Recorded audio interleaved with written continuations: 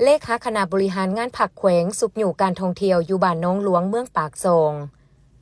วันที่29หาวันที่30กรกฎาคม2026ท่านปริญญาเอกอรุณไซศูนย์นาลาดเลขาคณะบริหารงานผักแขวงประธานสภาประชาชนแขวงจับประซักพร้อมด้วยแผนกการที่เกี่ยวของแขวงและเมืองปากซอง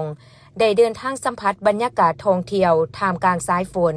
และอากาศที่หนาวเย็นที่ด่านน้องหลวงเมืองปากซองแขวงจับประซัก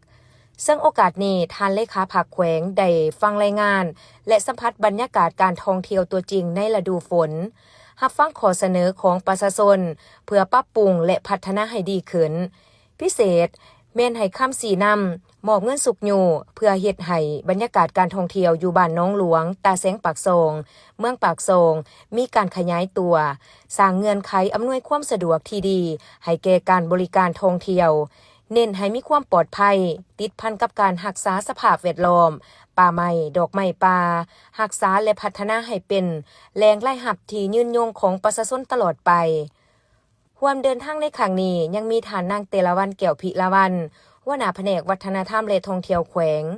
ท่านนางไสยฤทธิ์วงศ์สารวันหัวหน้าห้องว่าการสภาประชาชนแขวงท่านคำขอดหมื่นหลวงประธานคณะกรรมการปกครองเมืองปากซองมีแผนกการที่เกี่ยวของแขวงและเมืองปากซองมีนักธุรกิจท่องเที่ยวและพนักงานนำเที่ยวของบ้านน้องหลวงเข้าร่วม